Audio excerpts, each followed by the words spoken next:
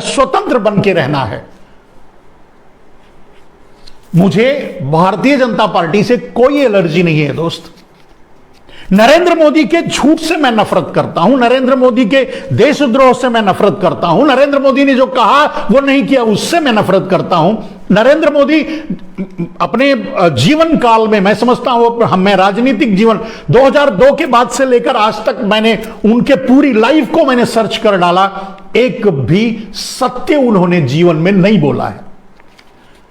अब राजनीतिक फायदे के लिए कुछ बोलना, उसका फायदा उठाना देश के वो अलग बात है, लेकिन एक भी सत्य नहीं बोला। सत्य इसलिए नहीं कि खुद ही नरेंद्र मोदी ने जो कहा है उसे खुद ही नहीं माना है, जो नरेंद्र मोदी ने खुद ही कहा है उसे खुद ही नहीं किया है। कहा कुछ और है, किया कुछ और है। और इस पर मैं बहुत बार लेक्चर दे चुका हूं, बस इतना ही कहूंगा। आज जो मेरा केंद्र बिंदु है आपको बताने का, समझाने का और आपके सामने रखने का, वो बिंदु ये है कि भारत का जो वर्ल्ड ऑर्डर नरेंद्र मोदी ने संकेत दिया है, आपके सामने रखने की कोशिश की है कि भारत का वर्ल्ड ऑर्डर क्या होगा। ऐसा नहीं होगा जैसा पहले था, ये तो हम भी जानते हैं, लेकिन होगा क्या? तो भारत का वर्ल्ड ऑर्डर अगर नरेंद्र मोदी के हाथों में सत्ता रही, पावर रहा, तो भारत का वर्ल्ड ऑर्डर, वर्ल्ड में भारत का ऑर्डर यह होगा कि भारत गुलाम होगा अमेरिका और चीन का। नरेंद्र मोदी जो भी बोलते हैं उसका अर्थ उनसे, चलिए अगर ठीक है वो पत्रकारों से का सामना नहीं करते, हम जैसे लोगों के विरोध को झेल नहीं पाते, तुरंत हमले कर देते हैं हम लोगों पर, तो लेकिन नरेंद्र मोदी से ही अगर कहा जाए कि आज आपने जो भाषण दिया है, जो कहा है, उसका अर्थ बताइए, उसका मतलब बताइए, तो मतलब कैसे बताएंगे? जब कोई सामने से सवाल आएगा।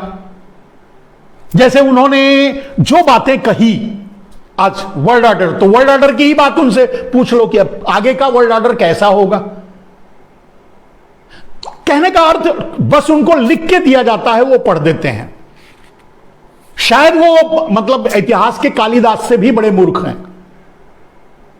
पूरे देश से गलती हुई है जिसका प्रायश्चित पूरा देश कर रहा है, आज भुगत रहा है, लेकिन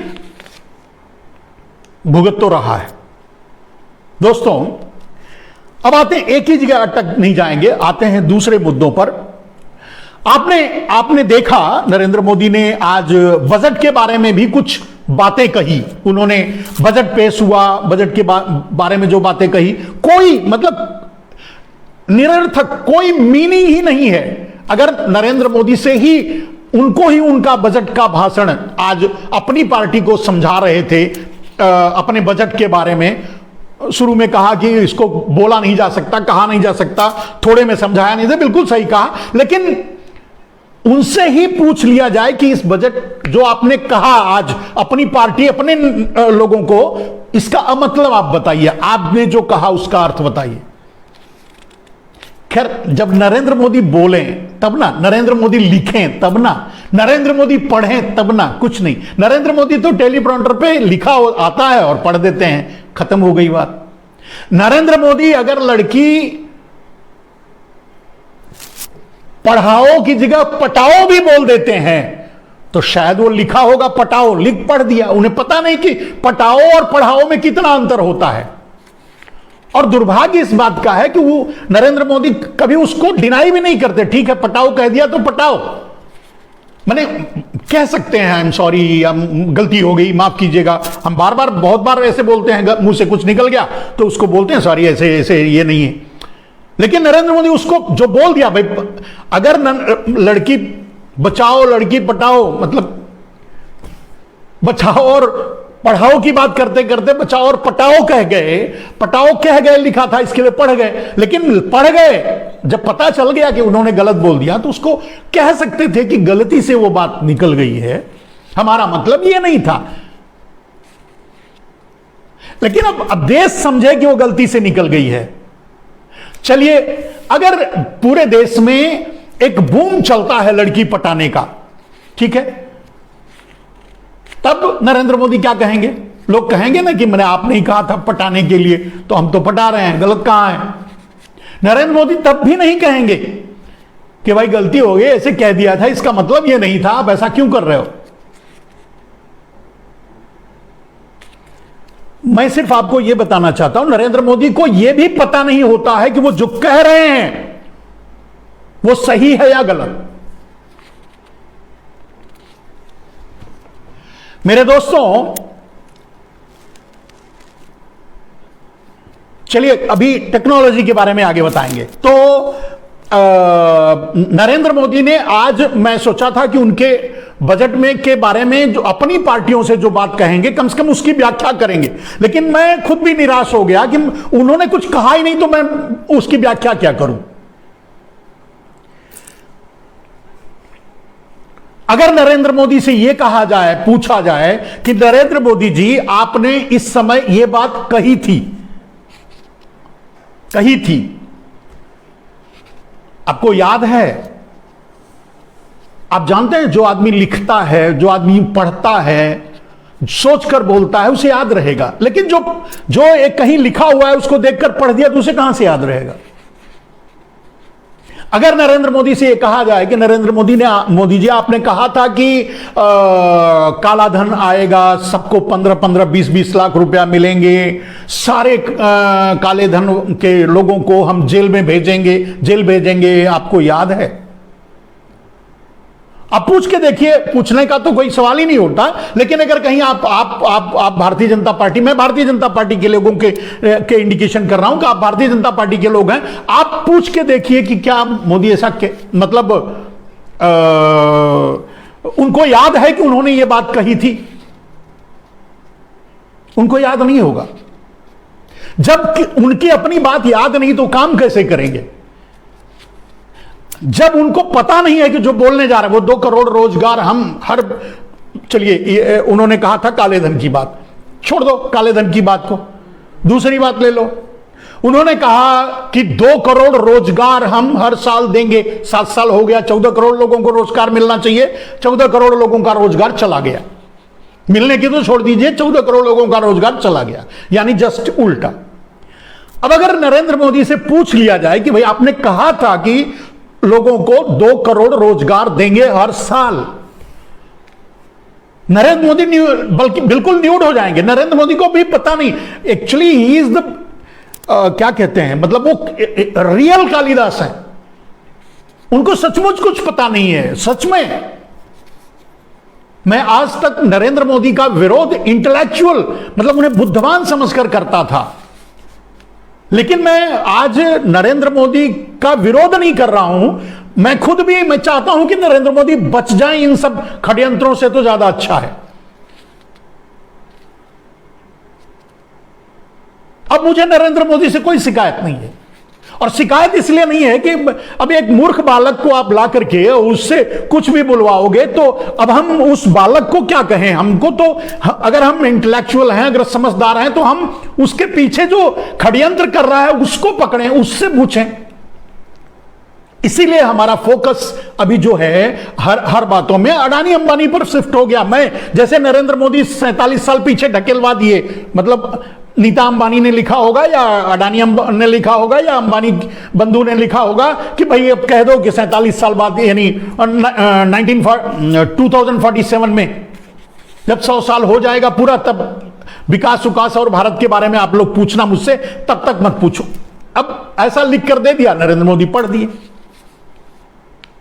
तो ऐसे एक अज्ञान और अविवेकशील और ऐसे बालक से अब हम क्या, उसका विरोध क्या करें? नरेंद्र मोदी आज भी एक चाय बेचने वाली मानसिकता से बाहर तक नहीं निकले। नरेंद्र मोदी आज भी वो 7 फेल, 4 साल के 7 साल 10 साल जो भी था उनका, जब वो चाय बेचते थे, उस मानसिकता से बाहर नरेंद्र मोदी, उसके बाद मुख्यमंत्री की मानसिकता से बाहर नहीं निकले। अभी तो वो अपने आप को खुद, हम तो छोड़ दीजिए, हम उनके गलत कामों को आपके सामने लाते हैं। नरेंद्र मोदी से पूछिए, क्या नरेंद्र मोदी को पता है कि वो क्या कर रहे हैं? तो दोस्तों इसी तरह से दूसरी बात पर हम चलते हैं। नरेंद्र मोदी ने भ्रष्टाचार की बात की थी, मतलब बेरोजगारी की बात मैंने कहा कि बेरोजगारी के बारे में उन्हें क्या पता। उन्हें नरेंद्र मोदी से पूछा जाए कि नरेंद्र मोदी रोजगार कहां से मिलेगा लोगों को। जब जब जब वो पतंजलि में या फिर और ऐसी जगह पे या तालकोटरा कहीं भी जब बैठकें होती थी, मीटिंगें होती थी, तो उनके सामने जो रोजगार के डायग्राम्स रखे जाते थे, विजन रखा जाता था, वो अलग होता था। नरेंद्र मोदी तो भूल गए, उनको पता ही नहीं है भाई। उस समय हम ये नहीं समझ रहे थे कि ये अभी भी वो चौथी फेल नादान बच्चा है। मानसिक रूप से विकास नहीं हुआ है इस आदमी का, हमें पता नहीं था। आज वही हो रहा है। रोजगार की बात, 2 करोड़ रोजगार लिखा था, पढ़ दिया। अब 2 करोड़ रोजगार कहां से देंगे? चलिए अगर उनसे बिठाकर यह पूछा जाए कि नरेंद्र मोदी ने आपने कहा था कि 2 करोड़ रोजगार हर साल देंगे, आप ये बताओ उस समय जब कहा था तो आपके दिमाग में कौन सी बात थी, क्या काम करते, कौन सी योजना थी, कौन सी प्लानिंग थी जिसके जरिए आप 2 करोड़ रोजगार देते? चलिए उस समय क्या सोचा था वो बता दो। आज नहीं कर पाए वो छोड़ दीजिए, हम आपको माफ करते हैं, लेकिन यह बता दीजिए कि उस समय आपने क्या क्या प्लानिंग की थी कि कैसे आप 2 करोड़ रोजगार दोगे। नहीं बता पाएंगे नरेंद्र मोदी, क्योंकि वो तो किसी का लिखा पढ़े थे, कोई कहा कह दिए। अब इस बात को आप समझिए मेरे दोस्त, नरेंद्र मोदी को एक बच्चा समझ करके, माफ करके, एक विक्षिप्त बच्चा समझ करके, माफ करके, उनसे आगे आपको बढ़ना होगा। देश को बचाने के लिए उनसे आगे आपको बढ़ना होगा। अब कुछ मूर्ख हैं जो उनके पीछे अभी भी बैठना चाहते हैं, उनकी कुर्सी ना चले जाए इस डर से, तो उनके लिए हम कुछ नहीं कह सकते, लेकिन इससे आगे बढ़ना होगा। और यही बात मैं योगी आदित्यनाथ जी से भी डायरेक्टली इनडायरेक्टली निवेदन कर रहा हूं कि आपको मोदी से आगे निकलकर सोचना होगा अगर देश को बचाने के बारे में सोचना है। आज उत्तर प्रदेश में मुख्यमंत्री की कुर्सी बचानी है, फिर से मुख्यमंत्री फिर से बनना भूल जाओ। तो इन सब से आगे ऊपर उठ करके देश के हित के बारे में सोचना शुरू करें अगर योगी आदित्यनाथ जी, तो बेहतर होगा। नरेंद्र मोदी ने कहा था भ्रष्टाचार। अब नरेंद्र मोदी, भ्रष्टाचार उस समय उनकी परिभाषा क्या थी मुझे नहीं मालूम, लेकिन उन्होंने जो इस बीच में इस अपने 7 साल में जो कार्य किया है, भ्रष्टाचार को अगर 2 शब्दों में मैं कहूं तो नरेंद्र मोदी आने के बाद भ्रष्टाचार का राष्ट्रीयकरण हुआ है। भारत के सारे संस्थाओं को तो उन्होंने बेच दिया, भ्रष्टाचार, और सबका प्राइवेटाइजेशन कर रहे हैं नरेंद्र मोदी, सबका प्राइवेटाइजेशन कर रहे हैं। कुछ भी जो भी है उठा के बेच दो, लीज पे दे दो, माने प्राइवेट कर दो, प्राइवेटाइजेशन। लेकिन एक ही विधा है जिसका नरेंद्र मोदी प्राइवेटाइजेशन नहीं कर रहे हैं, वो है भ्रष्टाचार। भ्रष्टाचार का नरेंद्र मोदी ने राष्ट्रीयकरण किया। कैसे? आप समझिए, एक छोटा सा उदाहरण दूंगा, आप समझ जाएंगे कि नरेंद्र मोदी को मैं ये क्यों कह रहा हूं कि नरेंद्र मोदी आने के बाद भ्रष्टाचार का राष्ट्रीयकरण किया। जैसे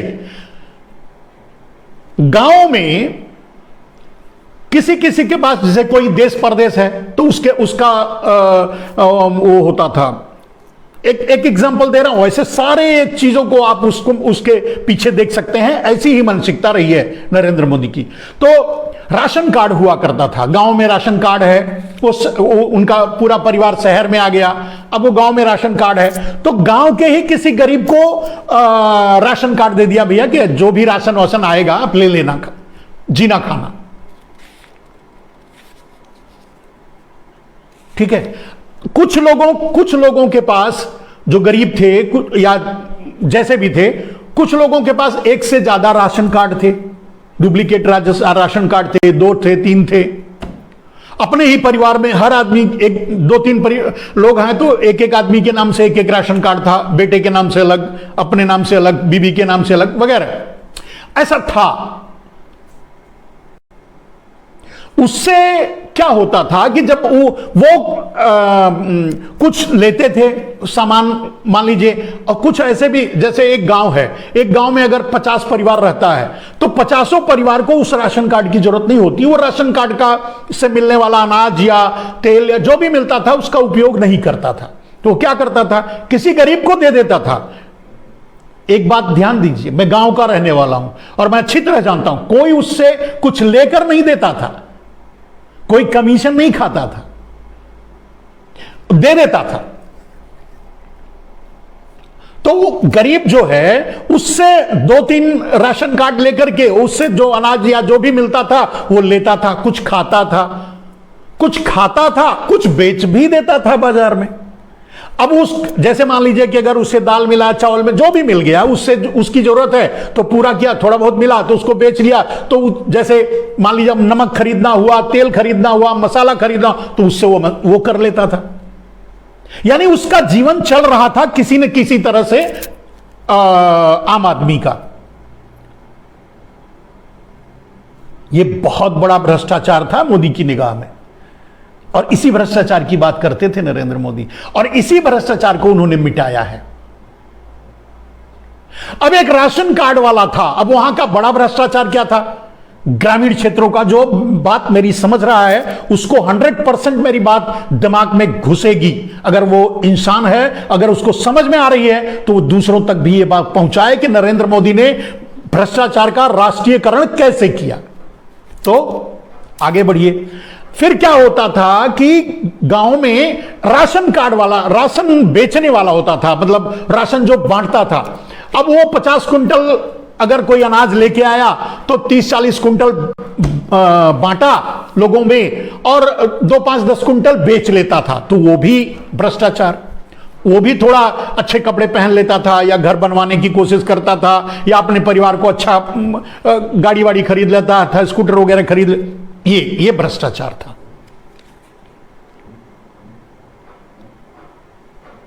इसी को मतलब अब ये जो गांव में, छोटे छोटे गांव में लोग एक दूसरे से जुड़े हुए थे, किसी न किसी तरह से कमा करके अपनी जीविका चलाते थे। छोटे लोग भी उसमें एडजस्ट हो जाते थे, बड़े लोग भी थोड़ा बहुत कमा लेते थे। ये जो चल रहा था ये बहुत बड़ा भ्रष्टाचार था, जिसको नरेंद्र मोदी ने खत्म कर दिया। तो नरेंद्र मोदी ने किया क्या, भ्रष्टाचार का राष्ट्रीयकरण। अब भ्रष्टाचार कौन करेगा, सिर्फ अडानी और अंबानी करेंगे। कैसे, जहां से राशन ला करके आपके गांव का राशन विक्रेता जहां से राशन लाता था वो था फूड कॉर्पोरेशन ऑफ इंडिया। आपका राशन विक्रेता आपके गांव का लोगों को थोड़ा थोड़ा अनाज देता था, कुछ उसमें से बेच भी लेता था, और जो डुप्लीकेट राशन कार्ड या एक दूसरे का मांग के राशन कार्ड, या जो गांव में नहीं रहते थे उनके राशन कार्ड का प्रयोग करके थोड़ा बहुत अनाज रख लेता था, खाता था, थोड़ा बेच लेता था नून तेल के लिए। वो भ्रष्टाचार। लेकिन अब वो भ्रष्टाचार नहीं होगा, भ्रष्टाचार बंद हो गया। ठीक है, नरेंद्र मोदी ने भ्रष्टाचार पे लगाम कर दिया। अब अंगूठा लगाओगे तब मिलेगा, नहीं अगर गांव में हो तो वो आपका राशन कार्ड बेकार हो गया, वगैरह वगैरह। इस तरह से एक ही बात पे, पॉइंट पे कहूंगा, फिर आप सारी चीजों को इससे जोड़ लेना। फिर क्या हुआ, अब भ्रष्टाचार सिर्फ अडानी अंबानी करेंगे, क्योंकि फूड कॉर्पोरेशन ऑफ इंडिया अब अडानी अंबानी को बेच दिया गया। समझ गए, भ्रष्टाचार का इसे राष्ट्रीयकरण कहते हैं। नरेंद्र मोदी ने एक विधा मैंने बताई, एक जगह मैंने बताई, एक एग्जाम्पल मैंने आपको सेट करके बताया। इसी तरह का भ्रष्टाचार नरेंद्र मोदी, मतलब 10 रुपए के भ्रष्टाचार को नरेंद्र मोदी भ्रष्टाचार कहते थे, उसको बंद कर दिया। मैं भी मानता हूं। चलिए, लोग गैस खरीदते थे, अब गैस की बात कर लो, भ्रष्टाचार नरेंद्र मोदी ने बंद कर दिया। नरेंद्र मोदी ने पिछवाड़ा ही काट लिया सबका, बंद क्या कर दिया। अब भ्रष्टाचार क्या था, कोई गैस खरीद लेता था, एक के जगह 2 चार उसके नाम से थे। कभी खरीद लेता था तो अपनी गाड़ी में भी डाल के चला लेता था, खरीद लेता था, उसके पास जो राशन कार्ड से या जिस तरह से पहले जो वितरण आता था उसको मिलता था, उसको ले जाकर के वो अपनी दुकान पर, चाय बनाने की दुकान किया है तो उसमें भी यूज कर लेता था। अब वो नहीं कर पाएगा, अब वो नहीं कर पाएगा, वो भ्रष्टाचार बंद हो गया, ठीक है। लेकिन भ्रष्टाचार का राष्ट्रीयकरण क्या हुआ गैस का? अब आपको 1000 वो फिर से जुड़ गया। खैर, ये मेरे साथ अक्सर होता है, मेरी बातें बड़े मतलब नरेंद्र मोदी को पसंद नहीं आती, क्योंकि जो मैं बातें बोलता हूं वो बड़ी कड़वी होती है और 100% ट्रूथ होती है, सत्य होती है। सच सबसे थोड़ा पचता नहीं है, बड़ा डाइजेशन खराब हो जाता है। तो चलिए, फिर से लाइव करेक्ट हो गया है, डिस्टर्ब हुआ लेकिन अब करेक्ट हो गया है। तो दोस्तों, हम आगे बढ़ते हैं। कहने का मतलब, अभी आपको मैंने जो उदाहरण देकर बताया कि नरेंद्र मोदी ने भ्रष्टाचार, जिस भ्रष्टाचार से आम जनजीवन में थोड़ा बहुत पैसे पहुंचते थे उसको तो रोक दिया, लेकिन दूसरी तरफ अडानी अंबानी को पूरा लूटने का लाइसेंस दे दिया। तो आप समझ सकते हैं, मैंने पहले ही कह दिया कि नरेंद्र मोदी तो नादान बच्चे की तरह है, उनका इस्तेमाल किया जा रहा है। अडानी अंबानी जैसे लोग, बड़े पूंजीपति, दुनिया के पूंजीपति मिलकर के नरेंद्र मोदी का इस्तेमाल कर रहे हैं।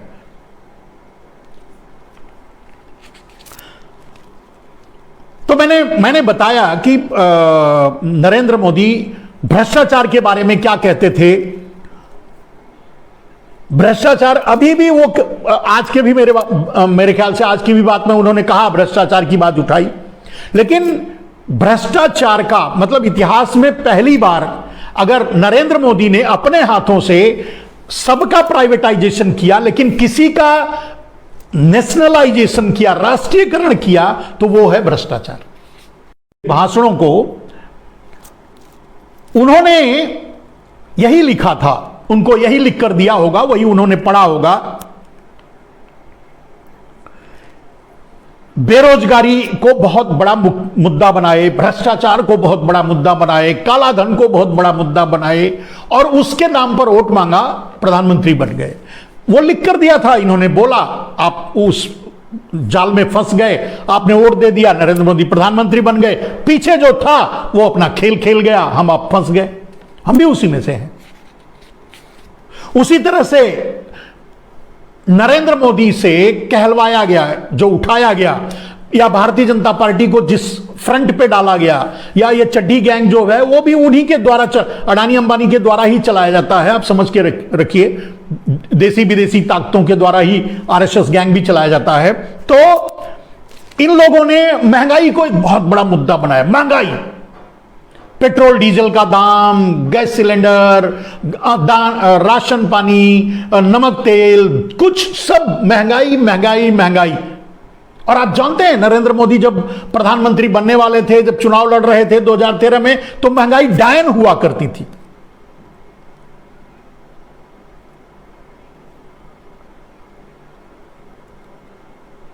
उस समय तो वो महंगाई डायन थी। वैसे मैं ये नहीं कह सकता कि अब वो नरेंद्र मोदी की बीबी बन चुकी है, क्योंकि वो तो अपना ही छोड़ के भाग गए हैं। अब ये तो जरूर कह सकता हूं कि अब महंगाई जो है डायन नहीं, अब नरेंद्र मोदी की भाभी बन चुकी है।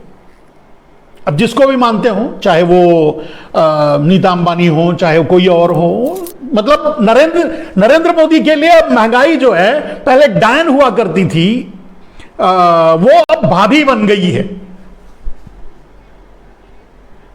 पत्नी नहीं कहना चाहता मैं, किसी के व्यक्तिगत कमेंट क्यों करूं। तो यह महंगाई का हाल था। महंगाई पर हाय महंगाई, हाय महंगाई, इतना हाय तौबा मचाया।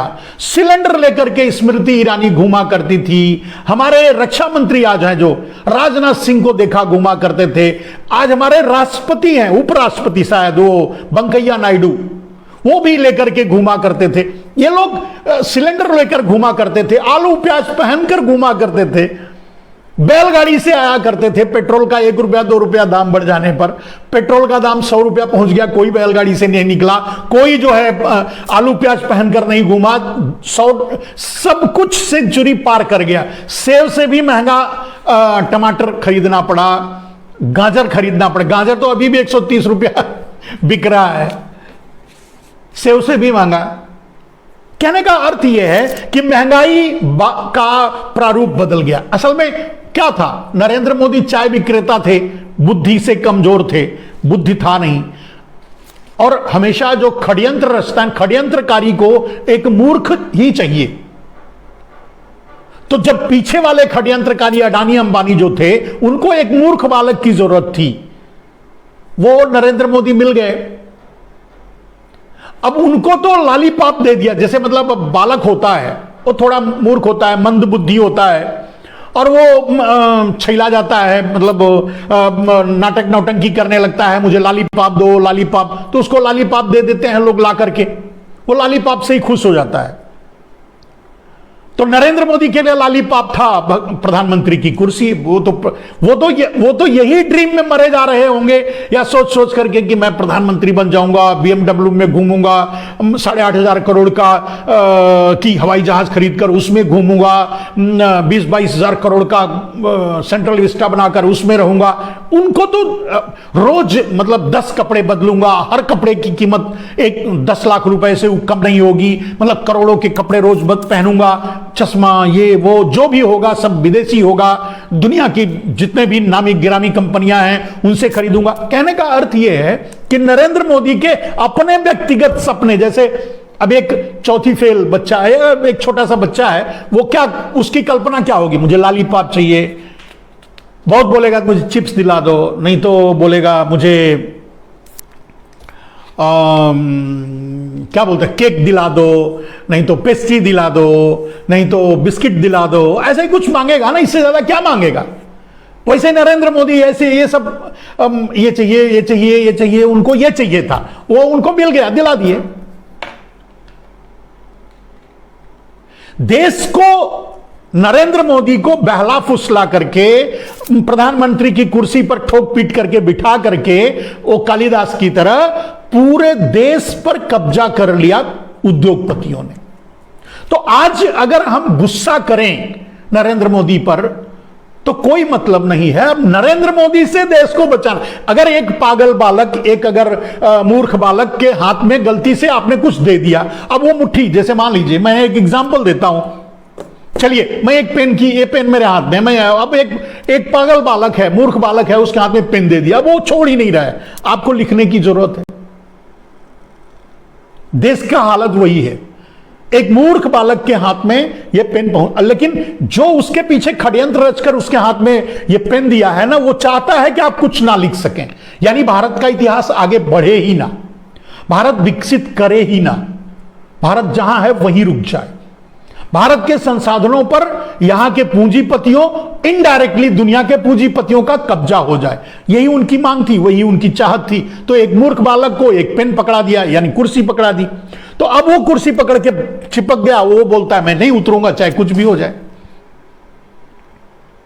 नरेंद्र मोदी से कभी किसी ने कहा कि भाई अरे यार तुमसे नहीं चल रहा है तो हट जाना। अभी ठीक है 2 करोड़ रोजगार देने की बात किया, नहीं किया, चल उतर। महंगाई कम करने की बात की, तुमसे नहीं हुआ, चल उतर। भ्रष्टाचार दूर करने की बात की, तुमसे नहीं हुआ, चल उतर। कोई ये बोलने के लिए तैयार है, कोई बोल रहा है, कोई पूछ रहा है, नहीं ना।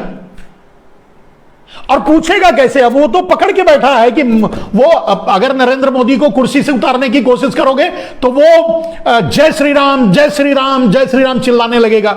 लोग सोचेंगे अरे यार कौन एक साधारण से बच्चे को मार रहा है, जो राम राम चिल्ला रहा है, उसको भी मारा जा रहा है, उसको भी धकेला जा रहा है। और वो भी आप जानते हैं, मंदिर की बात, मस्जिद की बात, हिंदू मुस्लिम्स की बात, ये कौन करता है? ये वही करवाते हैं षड्यंत्रकारी अडानी अंबानी जैसे लोग। आज मैंने अपने जो पोस्टर डाला तो उसमें डाला था कि बजट पेश किया गया है या अडानी अंबानी की गोद भराई। किसी ने डाला था, मैंने देखा, मुझे पसंद आया, मैंने डाल दिया। तो गोद भराई की गई है। तो सच्चाई यह है कि बजट नहीं पेश किया गया है, अडानी अंबानी की गोद भराई की गई है। यह सच बात है। अब ऐसे ही समझ, अब ऐसे ही इसको समझिए, आपको समझ में आ गया होगा। महंगाई की बात हो गई, गरीबी की बात हो गई, किसानों के आय की बात हो गई। अब नरेंद्र मोदी किसानों के आय को दोगुना करने की, 2022 तक दोगुना कर देने की बात किए थे। 22 आ गया, नहीं कर पाए। अब वो क्या कहते हैं, किसानों की आय दोगुना हम 2047 तक करेंगे। 22 को छोड़ दीजिए, 25 साल माने हम रहेंगे ना रहेंगे। अब उनका सोचिए, अब उनको लिखकर दे दिया गया और उन्होंने पढ़ दिया, 47 की बात कर दी, 25 साल पीछे धकेल दिया। उन्हें खुद भी पता नहीं कि वो क्या बोल रहे हैं। अरे भाई, आप जिस सपने को आज दिखा रहे हो, आप बोल रहे हो कि 2047 में आप हमको पेट भर खाना दोगे। अब हमको पेट भर खाना 2047 में मिलेगा या नहीं मिलेगा, हम किससे पूछने जाएंगे? मान लीजिए अगर आप नहीं रहे, दुनिया से ऊपर चले गए या कुर्सी से नीचे चले गए, तो हम कैसे आपसे पूछेंगे? जैसे अब हम इतने मूर्ख तो हैं नहीं कि आप अभी तक नेहरू को जिम्मेदार ठहराते हो। नेहरू से पूछो, नेहरू ने किया, नेहरू ने करने नहीं दिया, नेहरू ने ये, नेहरू ने वो। अब हम तो आपकी तरह मूर्ख हैं नहीं कि हम जब आप कुर्सी से उतर जाओगे तब भी पूछेंगे नरेंद्र मोदी ने ये किया, नरेंद्र मोदी, तब थोड़ी कहेंगे। तो जो सरकार रहेगी उससे पूछेंगे भैया अब आप क्या कर रहे हो।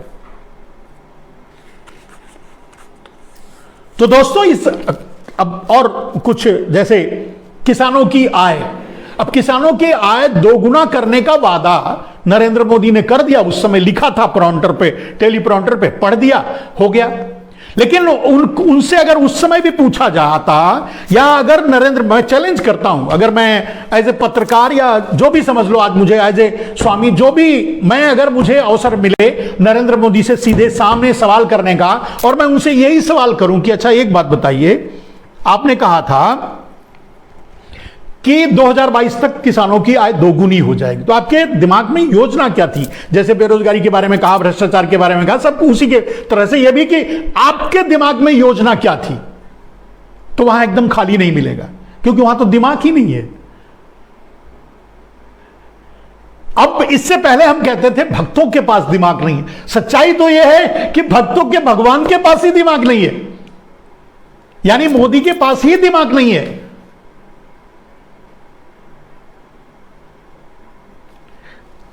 उसको कह सकते हैं, मतलब इज मेंटली रिटायर्ड, यानी वो अर्ध विक्षिप्त। उनसे ठीक है, अगर वो चैलेंज करना चाहते हैं तो बताएं नरेंद्र मोदी कि 2 करोड़ रोजगार देने का आपके मन में योजना क्या थी जब आपने ये बात लोगों से कही थी। आज छोड़ दीजिए, उस समय योजना क्या थी। तो उस समय जो योजना थी उसमें क्या आप किए और क्या नहीं किए, बात उनका आईक्यू लेवल तुरंत चेक हो जाएगा। अगर आप महंगाई को मुद्दा मानते थे तो महंगाई कम करने की बात जो कहते थे, आपके मन में उस समय किस तरह से महंगाई को कम करने की योजना थी? कोई योजना नहीं थी। जो लिखकर मिलता था, पढ़